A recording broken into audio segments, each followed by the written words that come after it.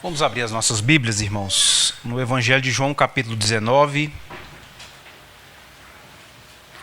Hoje a nossa mensagem está concentrada nos versos 17 até o verso 27.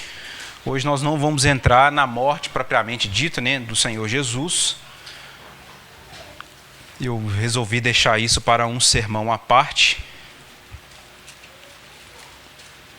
João, capítulo 19, verso 17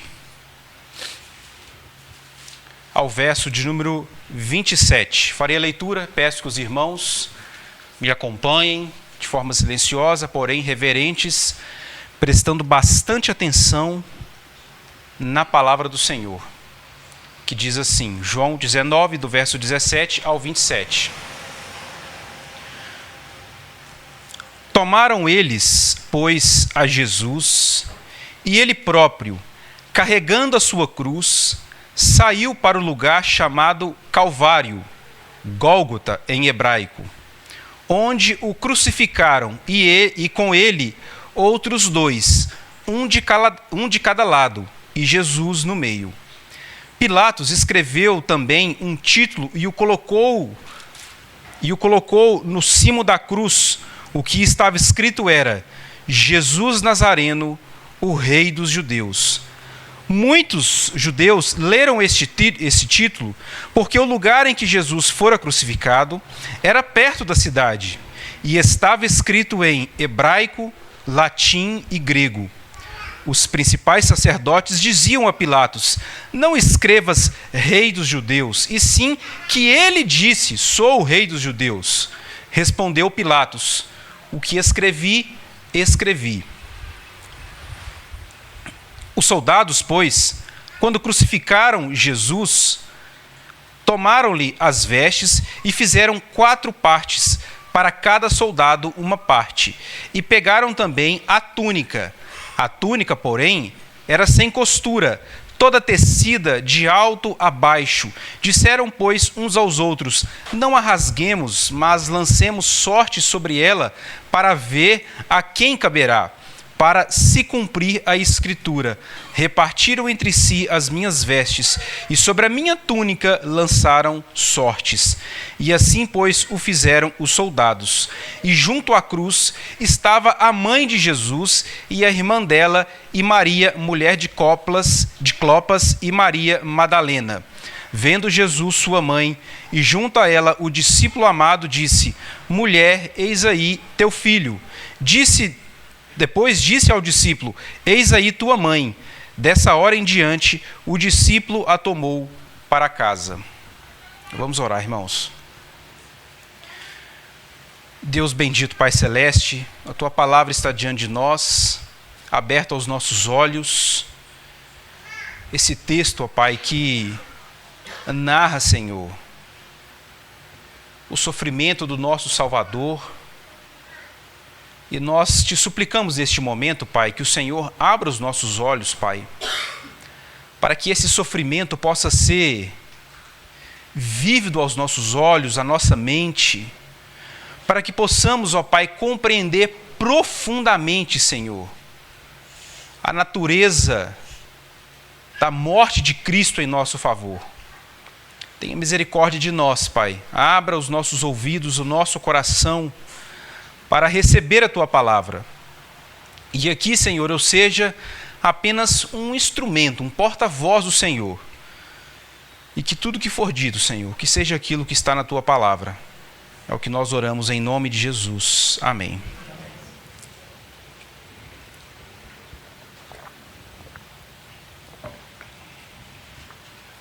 Irmãos, acredito que todos nós aqui ficamos indignados quando nós presenciamos injustiças neste mundo. Nós vemos tantos relatos de pessoas que sofrem injustamente. Outro dia eu vi no jornal o caso de uma pessoa que foi assassinada porque ela foi confundida com outra pessoa. Os traficantes confundiram a pessoa e mataram a pessoa errada. Que tragédia, a pessoa não tinha absolutamente nada a ver com isso. Alguns meses atrás, um programa de televisão fez um documentário sobre vários casos de pessoas que foram presas injustamente.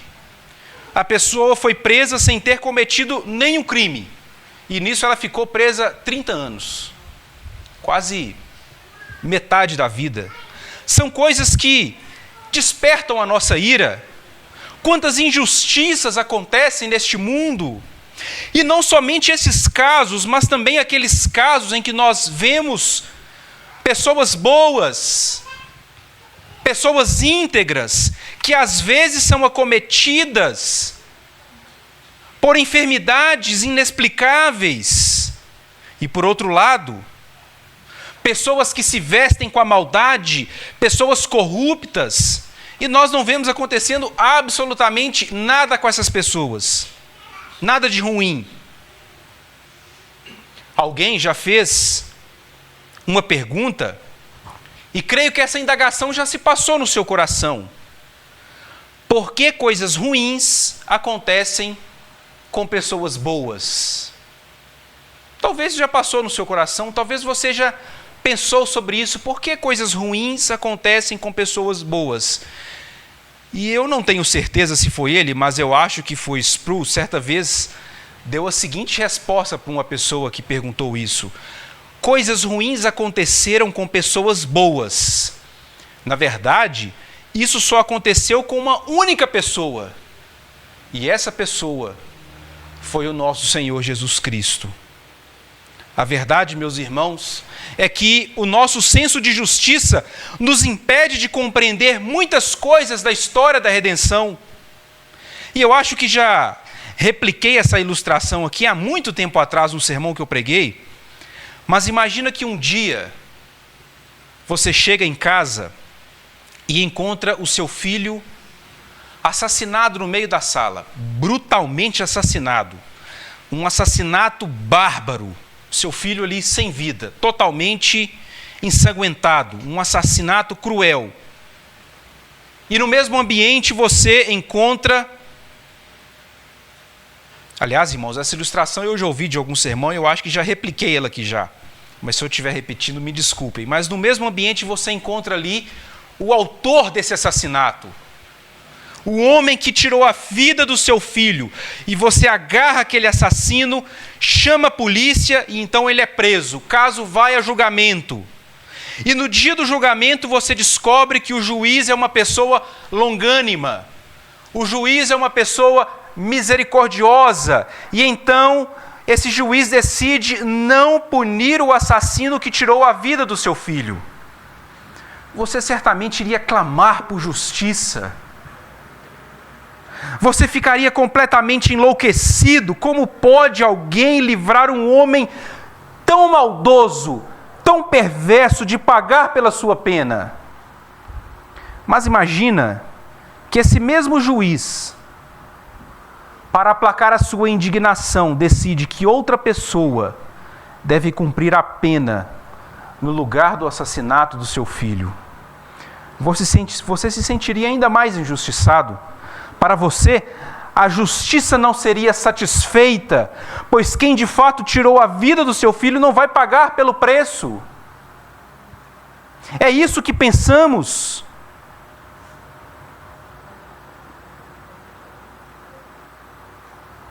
Mas, meus irmãos, quando nós olhamos para a cruz de Cristo, é isso que nós vemos. E Deus não foi injusto.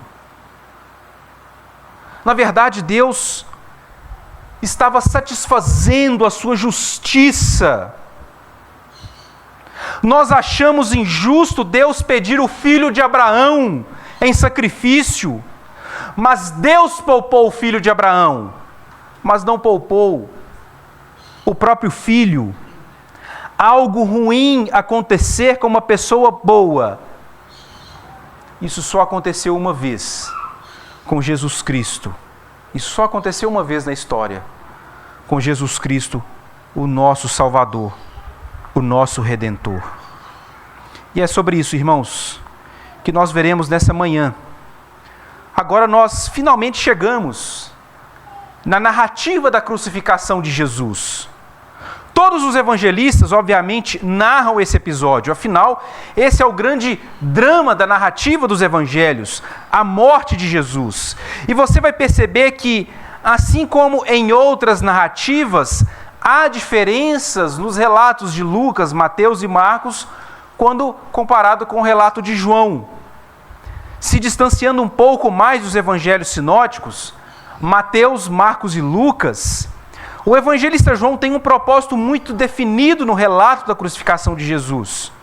E acredito que ao longo da exposição do capítulo 19, mais especificamente na parte final do capítulo 19, eu vou enfatizar mais esse objetivo de João. Mas o objetivo de João aqui é muito bem definido, muito bem específico. Ele quer mostrar que tudo aconteceu cumprindo as escrituras do Antigo Testamento. Aquela crucificação não era uma crucificação qualquer, mas era aquele sofrimento do justo sofredor que os profetas falaram, que os salmistas falaram. E a crucificação, meus irmãos, acontecia com bastante frequência. Jesus não foi o primeiro homem que Pilatos entregou para ser crucificado.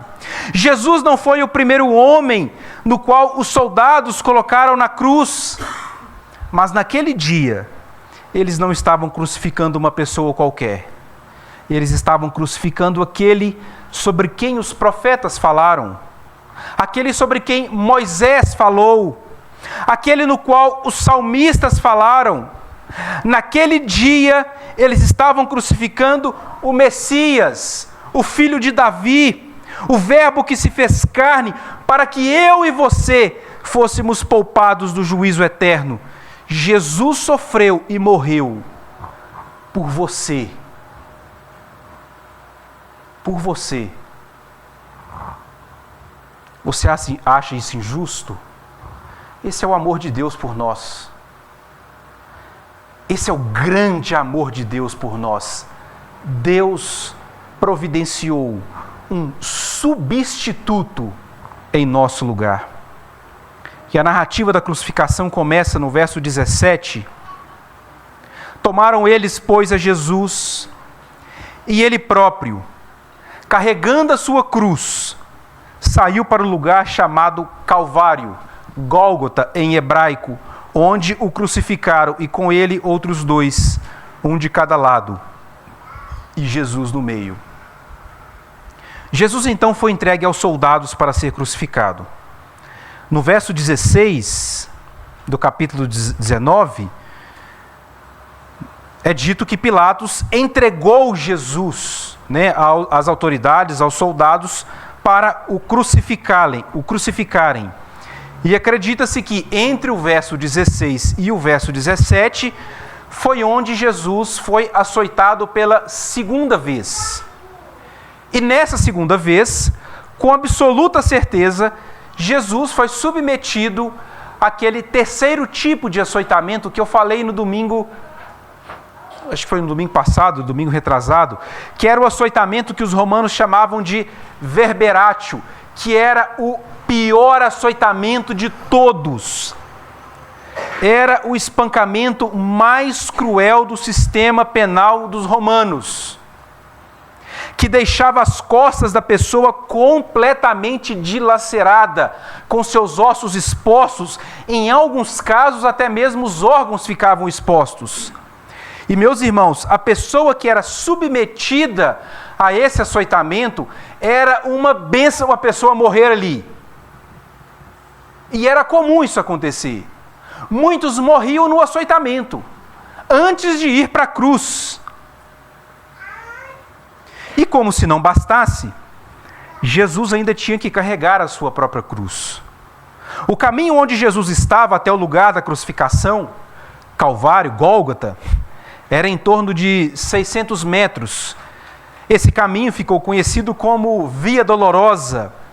Nesse ponto, certamente Jesus estava completamente dilacerado, tendo que apoiar a cruz nas suas costas, já com fraturas expostas, sentindo bastante dor, talvez com dificuldade para enxergar devido ao inchaço do seu rosto.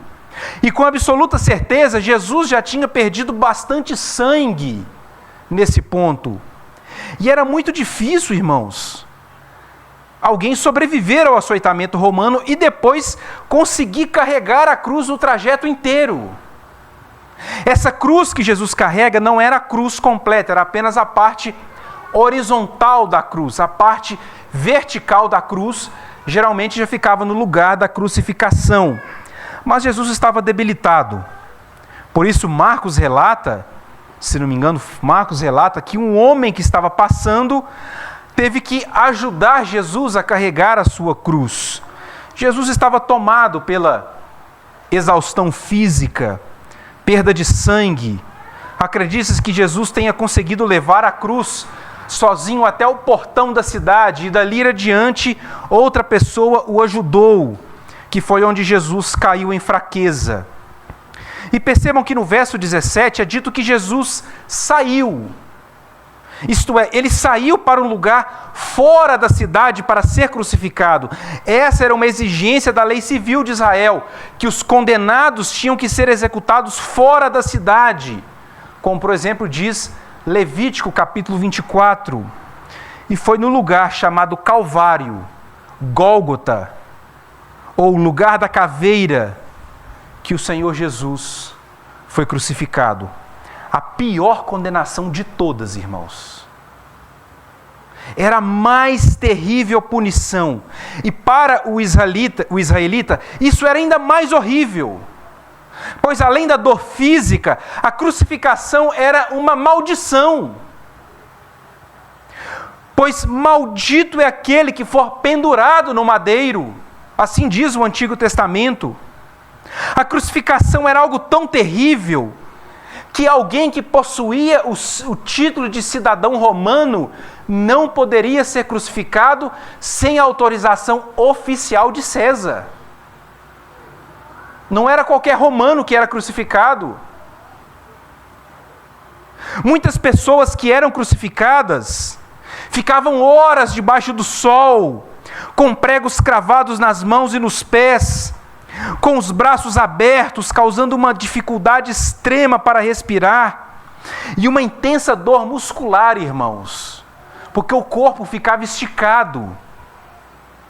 O corpo ficava esticado. Em alguns casos, era colocado uma espécie de um apoio sobre os pés, para que a pessoa conseguisse dar mais sustentação, para que ela conseguisse puxar os braços e apoiar, para conseguir ter espaço para ela respirar. Isso não era para aliviar o sofrimento. Isso era para prolongar mais o tempo de vida dela na cruz. Ou seja, para aumentar o sofrimento. Uma coisa terrível, irmãos. Era de fato algo que causava horror. Era uma bênção se a pessoa morria no açoitamento. Era melhor a pessoa morrer ali. E João relata, assim como os demais evangelistas, que Jesus foi crucificado entre dois ladrões. E, meus irmãos, é difícil negar que Isaías 53 aqui não está na mente de João. Isaías 53, verso 12, quando o profeta falando sobre o servo sofredor, ele diz: foi contado entre os transgressores. O Salmo 22, verso 16, que é o salmo que está muito presente aqui, o salmista falando, né? Um bando de malfeitores me rodeia.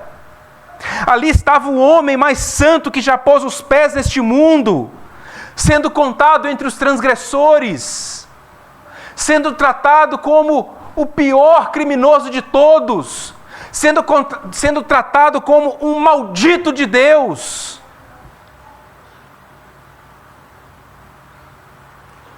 E no verso 19 diz: Pilatos escreveu também um título e o colocou em cima da cruz. O que estava escrito era: Jesus Nazareno, Rei dos Judeus.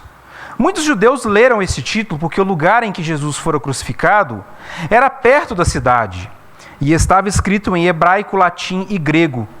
Os principais sacerdotes diziam a Pilatos: não escreva Rei dos Judeus, e sim que ele disse: sou o Rei dos Judeus.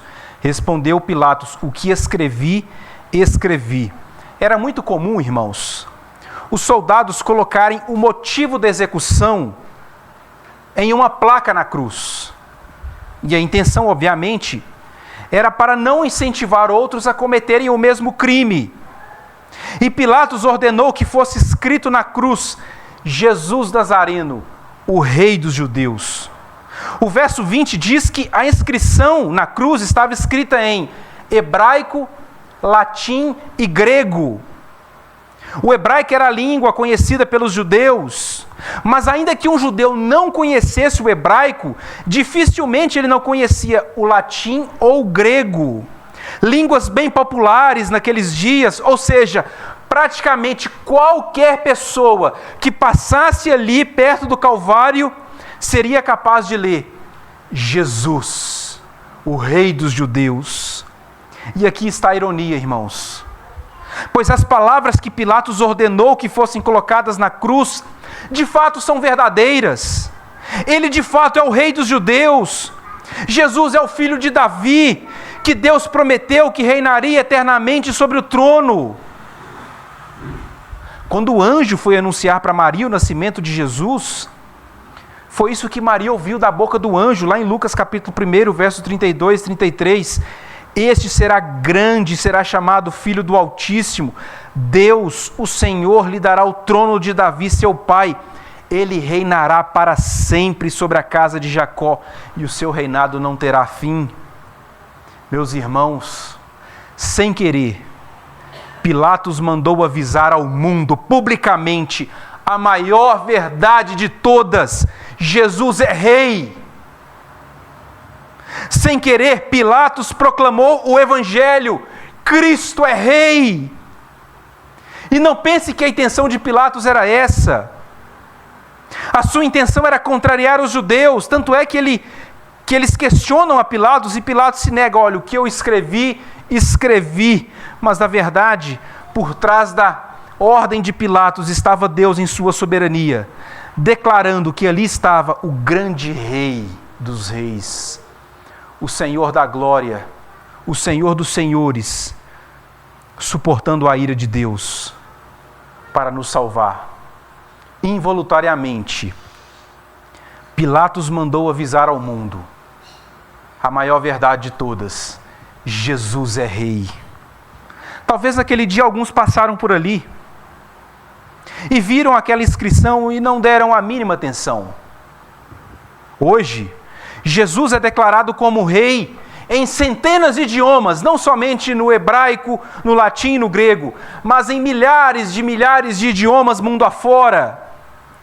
E o mundo continua rejeitando essa verdade, mas chegará um dia em que o mundo de fato saberá que ele é rei, quando ele voltar para julgar a terra. Jesus é rei. E ali estava o grande rei, o rei de todas as nações, o Rei dos reis, pregado naquela cruz, ensanguentado, sofrendo o maior sofrimento que se possa imaginar. Nos versos 23 e 24, João fornece mais detalhes sobre a crucificação de Jesus. Lembre-se, João era um testemunho ocular. Ele viu, olha, Pilatos mandou escrever, e ele escreveu em 3 idiomas: hebraico, latim e grego. Eu vi, eu estava lá. E no verso 23 e 24 ele dá mais detalhes. Os soldados, pois, quando crucificaram Jesus, tomaram-lhe as vestes e fizeram 4 partes. Para cada soldado uma parte, pegaram também a túnica.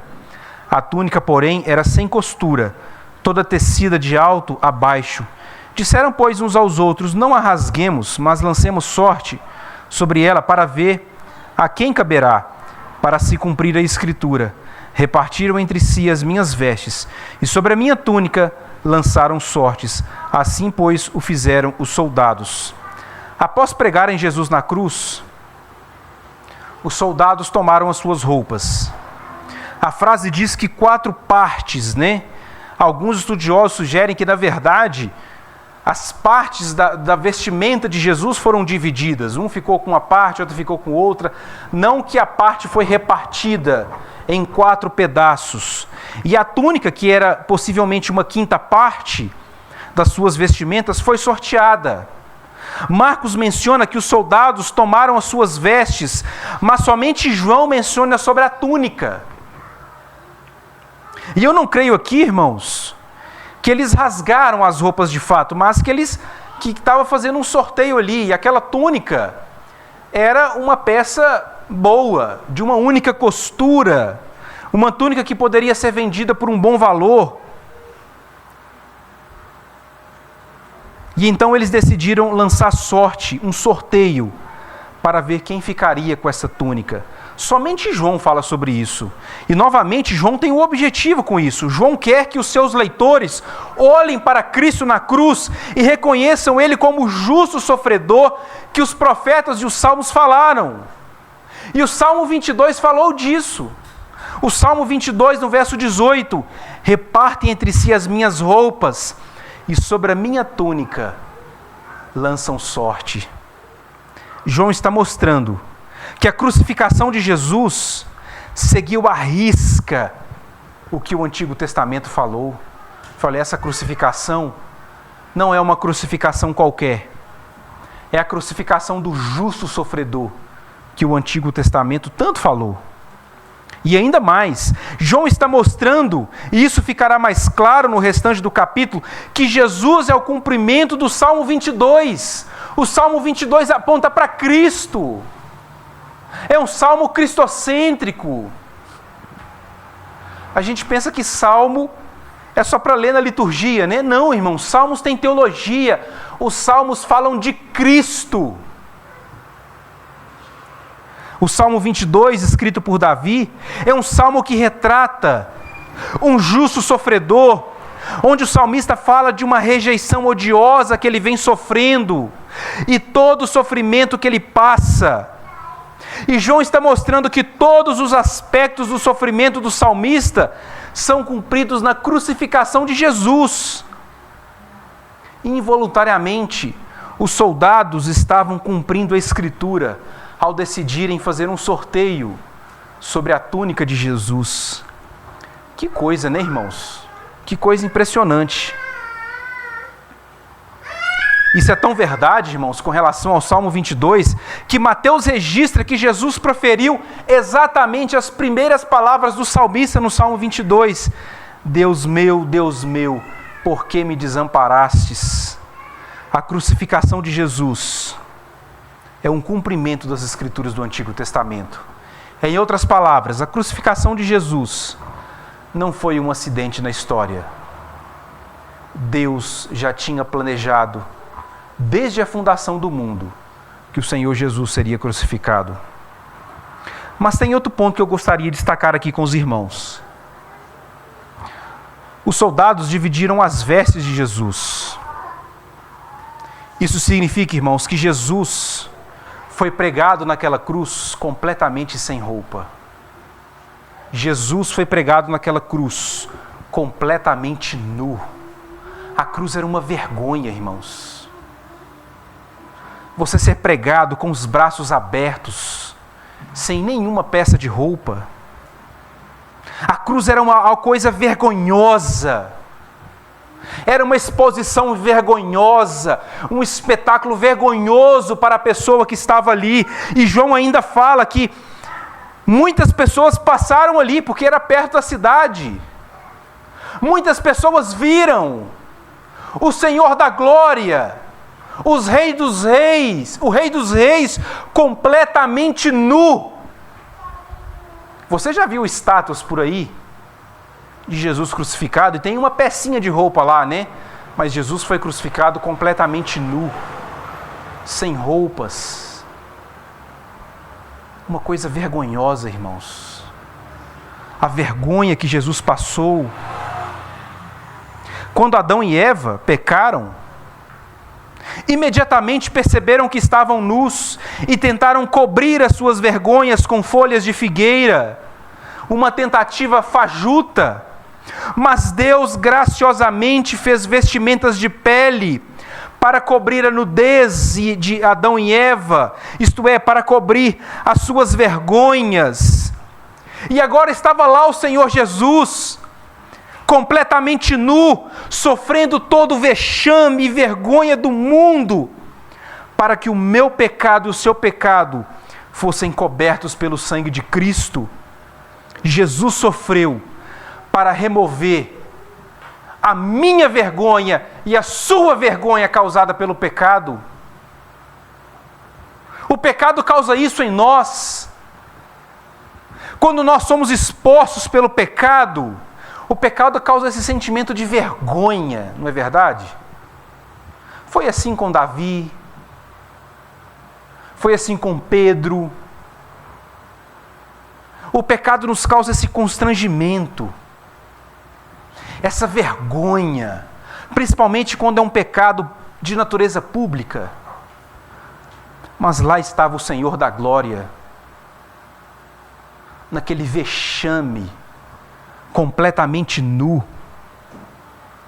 para remover a nossa vergonha causada pelo pecado. Jesus Cristo sofreu por mim e por você. João ainda relata a situação das mulheres. Ele diz no verso 25: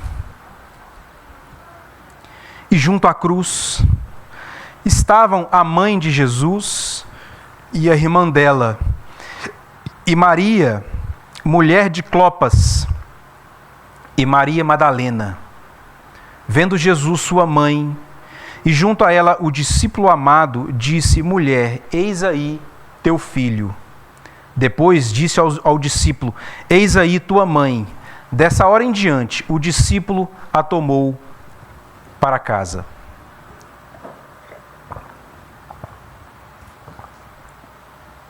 Há pelo menos 4 mulheres aqui. E aqui, irmãos, destaca aqui a coragem dessas mulheres. Ali estava somente João e essas 4 mulheres. Muito provavelmente elas não ficaram, não dá para saber exatamente qual a proximidade delas na cruz, porque a cruz ali era protegida, né? Alguém poderia iniciar uma revolta, tirar alguém da cruz e etc. E há inúmeras propostas sobre quem eram essas mulheres, mas ao que parece aqui está a mãe de Jesus, Maria, a irmã de Maria, que possui o nome de Salomé, eu acho que Marcos 15 menciona o nome dela, a mãe, que é a mãe dos filhos de Zebedeu, Maria, mulher de Clopas, e Maria Madalena. A quem mais nós conhecemos aqui, tirando a mãe de Jesus, é Maria Madalena. Jesus realizou um milagre na vida dessa mulher, um ato de misericórdia, expulsando dela 7 demônios. Marcos 16 fala isso. E não surpreende o fato de Maria Madalena estar perto de Jesus na cruz neste momento, lamentando pelo seu Salvador. Tamanha era a gratidão dessa mulher. Dos discípulos de Jesus não sobraram muitos. E Jesus fez milagres na vida de várias pessoas, irmãos. Mas ali estavam pouquíssimas pessoas. Pouquíssimas pessoas. Ninguém queria se associar com a vergonha da cruz. Ninguém queria se mostrar que era alguém conhecido ali. Todos queriam se afastar da vergonha e do vexame da cruz. Ali não teve ninguém para amparar Jesus. Não teve ninguém para defendê-lo. Apenas essas 4 mulheres indefesas e o discípulo amado, João. Jesus não está sendo desrespeitoso aqui com a sua mãe, irmãos, quando ele diz: mulher, eis aí o teu filho. Na verdade, é uma forma até honrosa de Jesus se dirigir a ela. E aqui Jesus mostra para sua mãe que ela não deveria mais vê-lo como um filho, mas como o Salvador, o seu Redentor. E certamente Maria ainda tinha dificuldades em enxergar Jesus Cristo dessa maneira. Ali estava o seu filho sendo crucificado. Uma mãe presenciando o filho sofrendo a pior condenação de todas. Já imaginaram isso, irmãos? E é muito curioso, irmãos, observar no auge do seu sofrimento, Cristo estava preocupado com aquela que lhe dera a luz. No auge do seu sofrimento, Cristo estava preocupado com a sua mãe.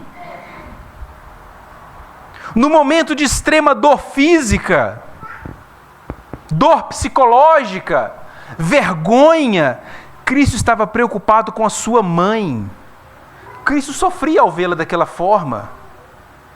E nesse ponto da história, certamente José já estava morto, José provavelmente já tinha falecido.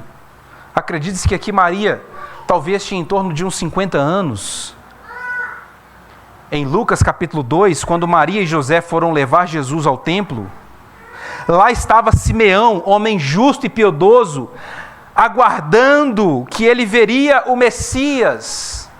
E ao ver Jesus, ali ainda menino, criança, ao ver Jesus, ele entoou um cântico movido pelo Espírito Santo. E Simeão disse o seguinte para Maria no verso 34: eis que este menino está destinado tanto para a ruína como para a elevação de muitos em Israel, e para ser alvo de contradição, para que se manifestem os pensamentos de muitos corações. E aí Simeão disse assim para Maria: quanto a você, uma espada atravessará a sua alma. Ali estava falando de Maria, não era de Cristo. Estava falando do sofrimento que Maria passaria ao ver Jesus Cristo naquela cruz, o seu filho. Simeão estava profetizando o sofrimento que Maria enfrentaria. E Jesus conhecia o coração de Maria, sabia desse sofrimento, e ali ao lado de Maria estava João, o discípulo amado. E Jesus então se dirige para Maria: Maria, eis aí o teu filho. E para João, ele diz também: eis aí a tua mãe. Jesus estava ordenando que João cuidasse daquela que lhe dera a luz. Curioso, pois Jesus tinha outros irmãos, não é verdade? Jesus tinha outros irmãos. Era esperado que Jesus rogasse aos outros irmãos para cuidarem de Maria, mas nesse ponto da história, os irmãos de Jesus ainda eram incrédulos, não criam nele. E Jesus preferiu confiar os cuidados de sua mãe à família da fé, à igreja. E João era dessa família. Maria, aí está o teu filho. João, aí está a tua mãe. Em Mateus capítulo 12, os discípulos foram até Jesus e falaram assim: olha, os seus irmãos estão lá fora. E aí Jesus disse assim: quem são meus irmãos? Ora, os meus irmãos são aqueles que fazem a minha vontade. Jesus estava falando da família da fé. Jesus quer garantir que Maria não ficará desamparada, mas que a família da fé vai cuidar dela, a mesma família que nós fazemos parte hoje. Até nos últimos momentos de Cristo, Cristo estava ensinando, não é verdade? Jesus estava ensinando qual era o papel da família da fé. Deus colocou você nessa família, Ele sofreu para que você fizesse parte dessa família, e nessa família você é chamado para amar, para aconselhar, para levar as cargas uns dos outros. E Jesus estava ensinando isso na cruz. Maria, eis aí o teu filho. João, eis aí tua mãe. Cuida dela. Vocês fazem parte da mesma família. E percebam, irmãos, que Maria não tem nenhum papel na obra da salvação. Maria aqui é apresentada como uma mulher desamparada, fragilizada, uma mulher que não consegue mais dar conta de si mesma. Maria não tem nenhum papel na obra da salvação. Aqui Maria é descrita como alguém que precisa ser cuidada, assim como os outros. Que precisa ser cuidada, que precisa ser amparada pela família da fé. Família na qual eu e você fazemos parte. Cristo sofreu para que você fizesse parte dessa família também.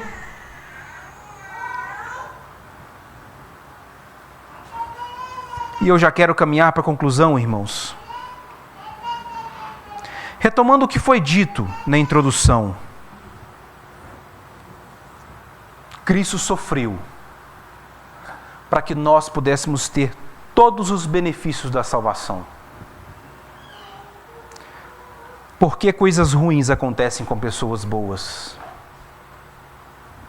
Lembre-se disso. Isso só aconteceu uma vez na história. E foi com Jesus Cristo.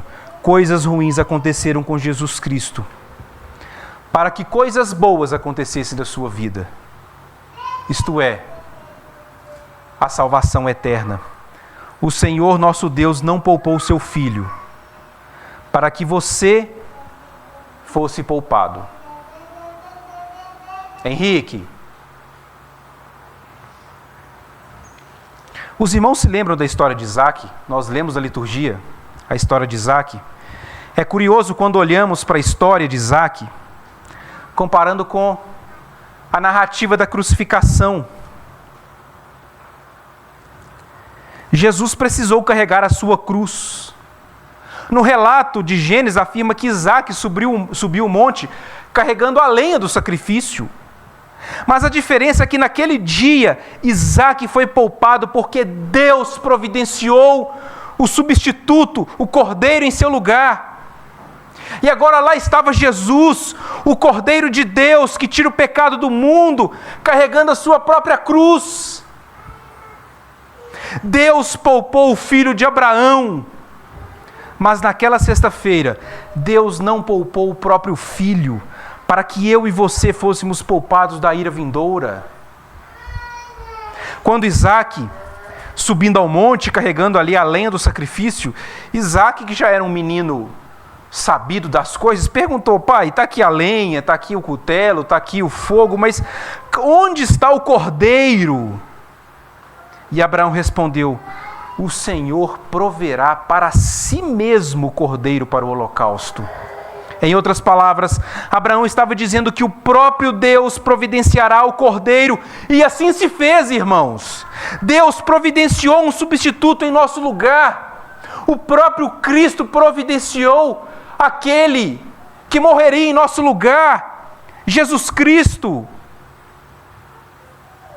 Não foi à toa, irmãos, que lá no capítulo 8, verso 56, Jesus disse essas palavras: Abraão, o pai de vocês, alegrou-se por ver o meu dia, e ele viu esse dia e ficou alegre. O dia da crucificação de Cristo foi antecipado para Abraão. Abraão viu esse dia, irmãos, e se alegrou quando ele viu o cordeiro preso pelos chifres entre os arbustos. Foi nesse mesmo dia que o Senhor disse para Abraão: jurei por mim mesmo que certamente eu abençoarei a sua descendência. E essa descendência que Deus estava falando era a igreja, a família da fé, a família que agora Jesus estava confiando os cuidados da sua mãe. Jesus sofreu e morreu para que você fosse adotado nessa família, para que você fizesse parte dessa família. No monte do Senhor se proverá. Deus graciosamente providenciou o substituto em nosso lugar. Você compreende isso? Como escaparemos nós, irmãos? Foi o que Hebreus concluiu. Como escaparemos nós se negligenciarmos tão grande salvação? Essa semana eu vi um vídeo de um ex-pastor, eu não sei se era bem pastor, mas era alguém famoso gospel, e o cara desviou completamente. Ele foi num podcast e falou que eu não pedi para Jesus morrer para mim, eu não pedi isso. Como escaparemos nós se negligenciarmos tão grande salvação? Irmãos, aqui está a nossa salvação. Jesus sofreu e morreu para que você fosse poupado. E este homem não conseguiu compreender isso. Você só consegue compreender isso quando você entende o que é a ira de Deus. É por isso, meus irmãos, que a boa notícia do Evangelho não faz sentido sem a má notícia. E geralmente as pessoas focam muito na boa notícia, né? Jesus te ama. Jesus morreu por você. Essa é a boa notícia. Mas se você não entende a má notícia, a boa notícia não significa nada, igual foi para esse homem. Falei, eu não pedi para ele morrer para mim. Ele não entendeu qual é a má notícia. A má notícia é essa. Se você não amar Jesus Cristo do mais profundo do seu coração, você vai para o inferno. Essa é a má notícia. Parece que a gente evita falar de inferno, né? Parece que a gente evita falar que as pessoas vão para o inferno, mas essa é a verdade, irmãos. Essa é a má notícia. Essa é a má notícia. Que a boa notícia vem nos alegrar. É através dessa má notícia que a boa notícia faz sentido. Se você não amar Jesus, e preste atenção no que eu estou dizendo aqui, irmãos. Ah, mas eu creio em Jesus. Não, irmãos. Você ama o Senhor? Essa é a pergunta. Você ama Jesus Cristo? Você compreende o valor do seu sangue derramado naquela cruz? Aquela cruz que entrou em atrito com a sua carne, com seus ossos quebrados pelo seu açoitamento. Você ama o Senhor Jesus, você compreende o valor do seu sangue. Irmãos, isso é urgente. Há pessoas que dizem que amam Jesus, mas não têm a mínima compreensão da natureza da sua obra. Jesus Cristo não veio apenas para você ser um bom exemplo de vida.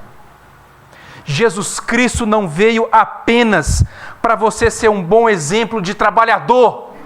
Jesus Cristo não veio para você apenas ser um bom exemplo de moral e ética. Jesus Cristo veio principalmente para beber o cálice da ira de Deus.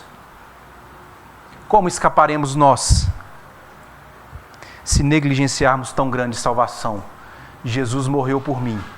Jesus sofreu no seu lugar. Isso parece injusto, não parece? Isso parece injusto. Mas essa é a graça. Isso é graça. Um favor imerecido. Isso é graça. Isso é graça. O homem mais santo que este mundo já viu, o homem mais puro que este mundo já viu, sofreu a pior condenação de todas, sem ter feito absolutamente nada que merecesse. Você fez. Foram os nossos pecados que levaram o Senhor da glória para a cruz. Ele morreu no seu lugar. Você acha isso justo? Isso é graça. O favor imerecido de Deus. Como escaparemos nós se negligenciarmos tão grande salvação? Que Deus nos abençoe, irmãos.